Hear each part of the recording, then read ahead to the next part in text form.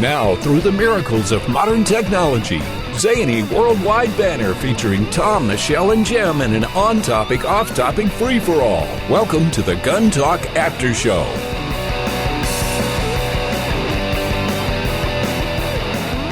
All right, the after show is here, and of course we're going to continue the conversation about, well, the massacre in San Bernardino, California, but we'll also go other places here. We have, got Jim here. Michelle had to leave. She had more important things to do than hang around with us. Can you blame her? Well, no, who doesn't? Exactly. So there you go. Oh, man. So, Jim, your take, you've been following this as the last 4 days anyway.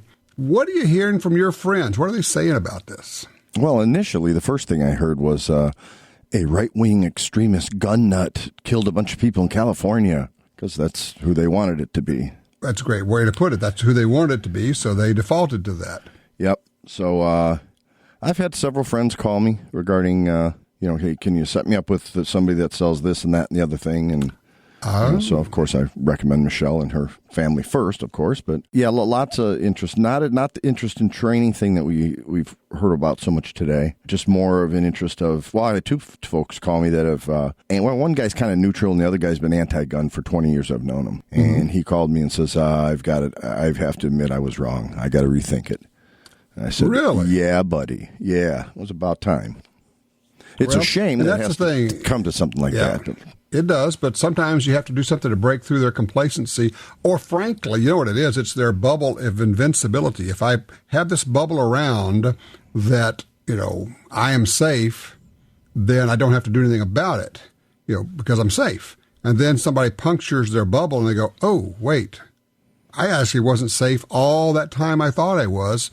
Now I'm ready. Yep. What do they say? When the student is ready, the teacher will appear. And that's kind of where we are. There you have it.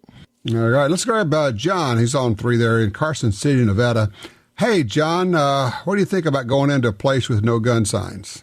Tom, thank you very much for taking my call. I love your show, and I listen every week, and God bless you, sir. Thank you. I learned something that I wanted to pass along to you. During the classroom phase of the last time I went to renew my concealed weapon permit here in Nevada, the instructor answered a question I had regarding what is the law? What are my liabilities? If you have a business with a posted sign, and it has to be posted to have any merit, and you break their policy and you go inside the business anyway, and somehow they detect that you have a weapon, then they can tell me I have to leave. And if I don't leave, then they can call the police and have me arrested on the charge of trespassing. And I could be tried for that and punished for that. But if the arresting officer comes, I am not going to be charged with some gun law, because the state of Nevada has told me that I can take that gun into any building in the state, with a few exceptions, such as schools, daycare centers, and there's a few others. But we're not talking about that kind of place. So, in other words, if I leave, I may go on that business's blacklist, perhaps, but I'm not going to be arrested for a gun charge by having a gun in a no-gun zone or a gun-free zone. Right. And it's a great point you make, John, which is you have to know the law where you are. And if you travel, understand that the law in Nevada is one thing, but when you go to another state, that may be different, and you may be able to be charged with a crime if you're in a place that's posted. Generally speaking, and I think, let's just say I know people who have this policy, which is they're going to carry where they're going to carry. And if somebody were to see it and say, is that a gun? I said, well, yeah. So, well, you can't have a gun here. Oh, I'm sure. Sorry, I didn't realize that. And just, as you say, immediately leave. But don't assume that the law that's in Nevada is the same everywhere. Now, there's one other point I want to get into here, John, and that's for a private business. Now, if a state has a rule that you can't carry in certain buildings, public buildings, police stations, and all that, that's not a deal where you'll be asked to leave. You really can be charged with something if you go into those buildings. So those are absolutely more difficult decisions for each of us. I totally agree, and of course I'm only talking about Nevada. I'm not making any assumptions about any other state. Everybody's got their own set of rules. But at any rate, in Nevada, that's where I'm living here, and not in California. But there you go. I like John. I appreciate the call. That's good information, Jim. It's one of the good points to come out of this is people need to understand if you are asked to leave by anybody that represents the store, could be the manager, the assistant manager, or a police officer, the smart move is not to say, well, you don't have the authority to ask me to leave. It's just to say, absolutely, I will leave right now. If you have a buggy full of food or stuff you've been buying, leave it, walk away, and just walk right out the door and get out of that place immediately. Yeah, I guess my question to John is, why were you patronizing him in the first place? But that's a different topic, I guess. Well, I understand. Some unavoidable. I get it. Right. And I had a friend, put it that way. I had a friend who went to a place. It actually was my friend in this case. And we were in a line to go to a particular venue, and we did not know that they were patting people down. We didn't know. First of all, we didn't know it was no guns. And we kind of work our way up to the front of the line, and there's a guy he's not even a police officer. He's just patting people down. And I look at my buddy, and I know that he's carrying. We went through, this guy patted down, and we just blew right through there. My buddy says, yeah, he patted my gun 3 times and never knew what he had his hands on. And we just went right through. Okay, if that's the level of security we have, I think we need to have guns here. Yeah, no doubt. Oh, my gosh. No doubt. Oh, my gosh. I do want to get Ann in here. She's in Michigan. Hey, Ann, how are you doing? I'm fine, thank you. Thank you Good. for taking my call. How can I help you today? You bet. I was wondering, I know nothing about guns, absolutely nothing. I came across your program on my radio. And I was wondering what you would recommend for self-defense. I'm in my 70s. What would you recommend for something for protection? Okay, and now it depends on the situation. So let's start off with a couple of questions. Are you talking about just at home, or are you considering getting a permit to carry a gun with you? Well, I understand even if you have a gun in your home, you have to have a permit. I don't know if that's true in Michigan, but that may be. I don't live in Michigan, but yeah, they said if you inherit or purchase a gun or whatever, a pistol or whatever it is, you have to get a license for it within so many days. Yeah, that's true for handguns, Tom. It's a registration process here. Okay. So the question is, Ann, are you going to carry this gun, or are you going to keep it at the house? I don't know. Could be either one. Okay. I'll probably keep it in the house because I had a break-in back in the 80s where they went through my house and someone ready to burn it down. There was matches all the way through the house. They even went through my coffee pot. Oh, it was that bad. Okay. I think. Can I ask where in Michigan you are? Grand Rapids. I'll bet you there's a gun store or more than one there that has a shooting range associated with it. I think so. No? Yeah, I think no gun so. store there? Oh, okay, yeah. I think there we is. We have a couple, 3 of them that I know of. One I think is called a Silver Bullet, and there's another one is Bob something. I can't remember. I'd have to look it up. I think you're not that far from Clare, Michigan, I believe. I don't know. I'd have to look that up, I think. But there is. Okay. We're not too far from Lake Michigan. Right. Okay. The thing for you to do is contact a shooting range and say, I'm interested in buying a gun, a place that has, a gun store that has a shooting range associated with it. But I would like to take some instruction before I buy a gun. That way I can try out several guns. The problem is I can't tell you which is the right gun because it's going to depend on what you're comfortable with, what you have the strength to handle as far as your hands and operating the firearm. And what would really be good would be to go say, look, I'd like to buy an hour's instruction with one of your instructors and try several different guns so I can become acquainted with them, and then I'll be ready to buy one. that's really going to be the best way to go, because you may look at one and say, oh, that's nice, that's small and light. But then when you shoot it, you go, oh, wow, that kicks a lot. I don't like that. Yeah, but the bigger one, is going to kick less. It's one of those strange things. But smaller guns kick more, bigger guns kick less, generally speaking, if they're all the same caliber. So that's what I would do. I would call a gun store that has a shooting range and just talk to them and say, this is what I'm thinking about doing. Do you have an instructor who can spend an hour with me and let me try several different guns? Okay, I know it's got to fit in your hand just right. And does the length of the barrel have anything to do with accuracy? The longer the barrel is, the easier it is to shoot it accurately. That's exactly right. It's short barrels. Well, it's kind of like pointing your finger versus pointing your fist, or even a ruler. It's just more accurate with a longer barrel. And if you're near Foremost Drive, you know where that's at? Foremost? Yep. I've never heard of that. It's near Orchard Vista Drive and not too far from Craft Avenue. There's Craft Avenue. I know where that is. Yeah, about a mile off that. There's a place called Barracks, just like Marine Barracks, 616. And a couple guys here have shot there, and they've got a nice range, and they've got rental guns, etc. They've got instructors, the whole shot. Okay, they're out by the airport, then, if they're near Craft Avenue. Yes, they are. They're east of the airport, south of Crown Plaza. Yeah, Barracks 616. I'm glad that you have your show on there, because I never knew what to do in regards to the gun information, because now things are getting so bad here.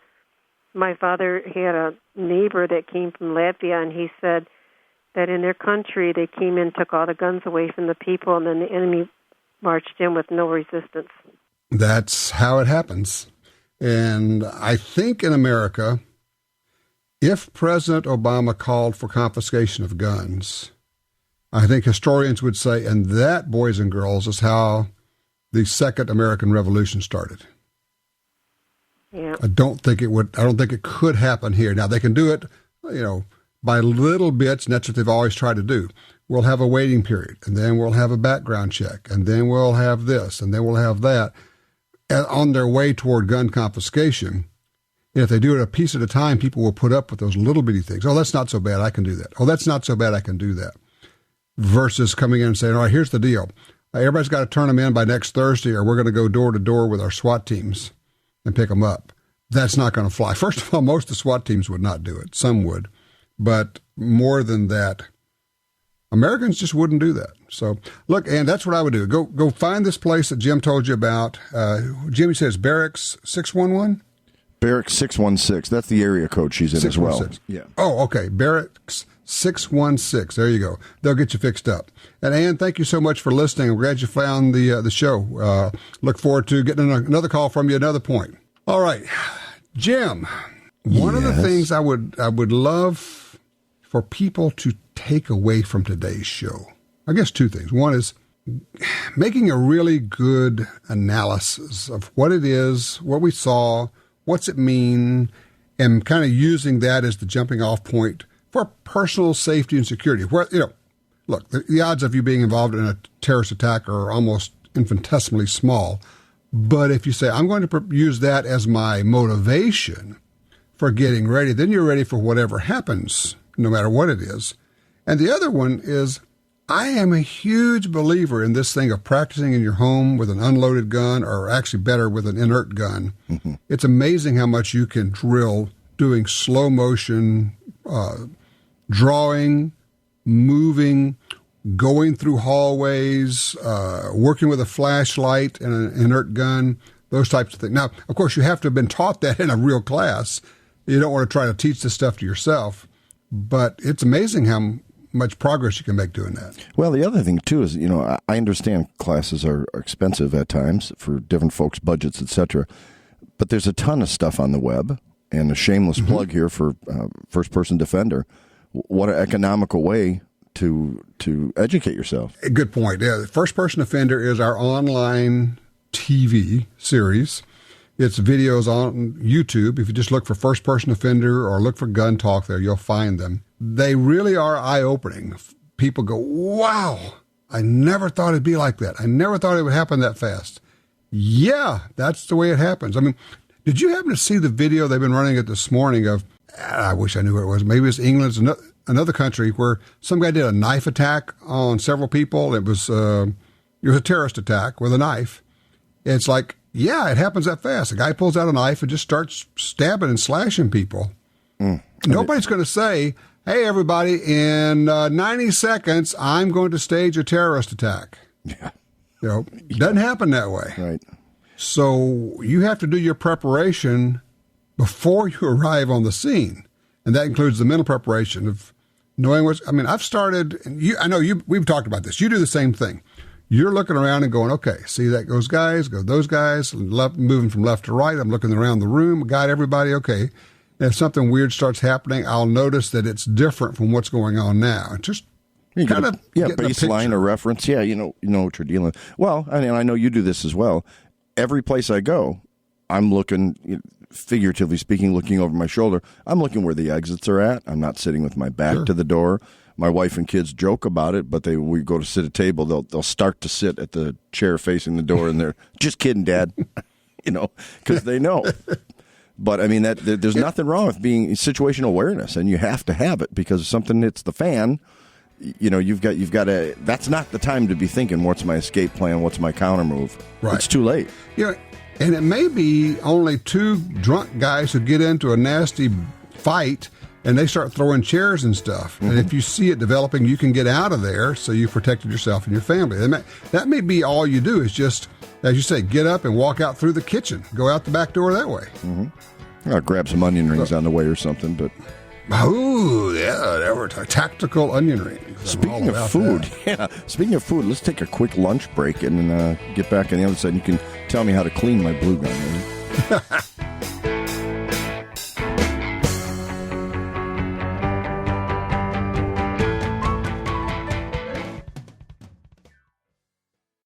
Behind every revolution is a patriot.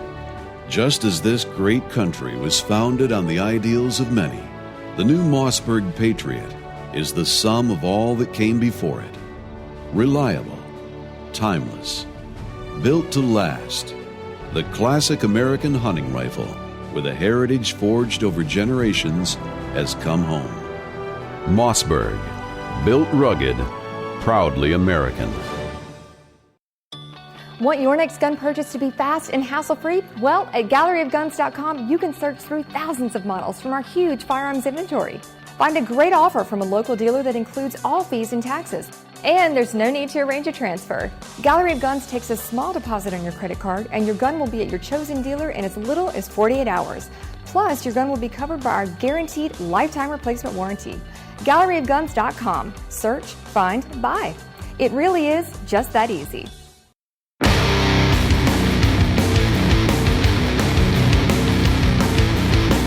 Jim wants to know how to clean the blue gun. That is why they invented the dishwasher.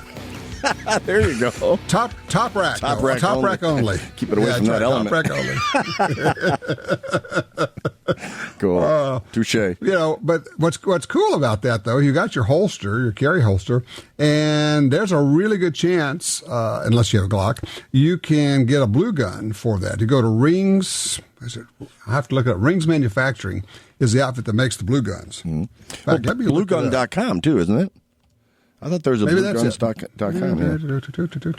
There it is, blueguns.com. You're exactly right, my friend. Yeah, I'm going to quit now. Go to Blue. There you go. That's right. You're 1 for 1. It's time to go home. Shut her down. I'm looking. I'm looking at some of the new ones. A Car P380 with Crimson Trace laser guard. So if that's what you're carrying, they have a blue gun for that. They have AR-15 blue guns. They have revolver blue guns. They have all these different blue guns. And you get one that fits your holster, and then you just work with it. And, man, that slow... You know what the slow movement does for you? It's like, don't they in karate do slow-motion katas? Oh, yeah. Yep. So you're actually learning to move correctly, slowly. Mm-hmm. And the same deal here. And the draw, for those who don't know, if you're drawing, I just had a guy out at the range the other day, and he reached over with two hands to his holster to draw, and I just stopped him, stuck my hand down and stopped him. Said, if you're drawing right-handed, the left hand should never go anywhere near the holster. Should be on your when chest. You're either drawing or reholstering. It should go to the center of your chest or belt line, and the other hand pulls the gun up, but you go to the gun, you get a good firing grip on it while it's in the holster. Then it comes straight up with your finger straight along the side, and it's as high up as you can bring it underneath your underarm, basically. And then you rock, and the thing is, you don't do it with your wrist, you lower your elbow. And by lowering your elbow, the gun comes up without you breaking your wrist. Now, it's still, the pistol is right there against your pectoral muscle, right there. So you could shoot right there if you had to. If you've got somebody on top of you, you can shoot them right there. And then you join your hands together and you reach out and you extend them and you capture the sights. So you're looking over the sights. But you do each of those steps slowly and smoothly. And you do that 100 times or 200 times. And then it just starts coming together for you. But trying to practice stuff fast, all that does is make sure you're grooving bad habits. Yep. And the visual for you is Tom and I are both here doing exactly what you're saying while you're saying it. Raising our elbow and cocking it and rocking it. Well, I would be doing it, but the gun I am wearing right now is not a blue gun. So okay. We're not doing that one. So, but yeah, in fact, I was doing some dry fire stuff this morning and just slow.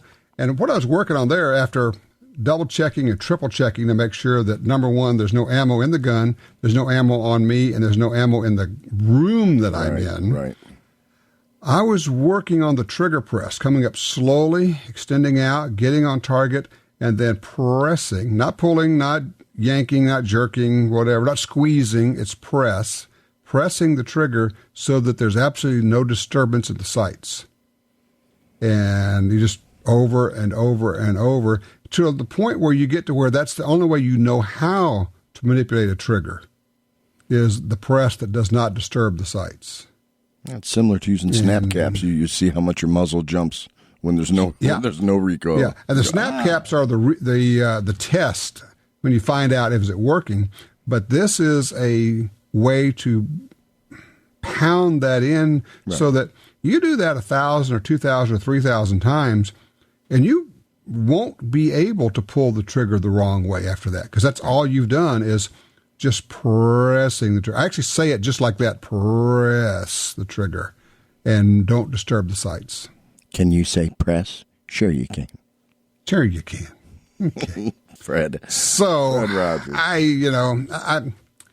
I know that people are processing this, and then, of course, by the time people hear this podcast, we probably will have already passed the time when President Obama is going to lecture us in his condescending way of how we are the problem.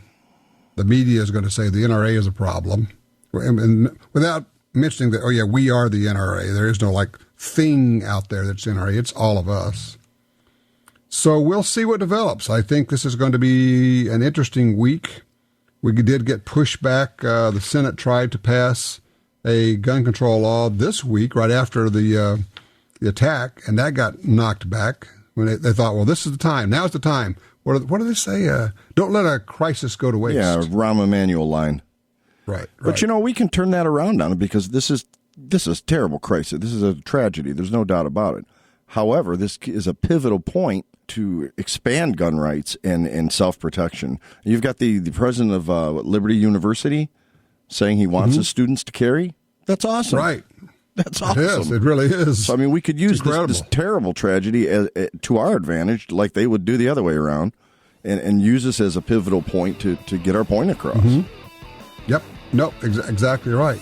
While you're talking, I'm on blueguns.com finding my gun, so I can get my blue gun. All right. Well, look, I tell you what, I'm going to go out, rededicate myself this week and talk it up. In the meantime, I guess just ask you and everybody else, man, be careful out there. Get your head right. Jim, you be careful, okay? Be safe, buddy. Tell your friends about the Gun Talk After Show, a more informal setting featuring Tom, Michelle, and Jim commenting on topics that are important to you. Available on iTunes and other podcatchers, and the Gun Dealio smartphone app for iPhone and Android.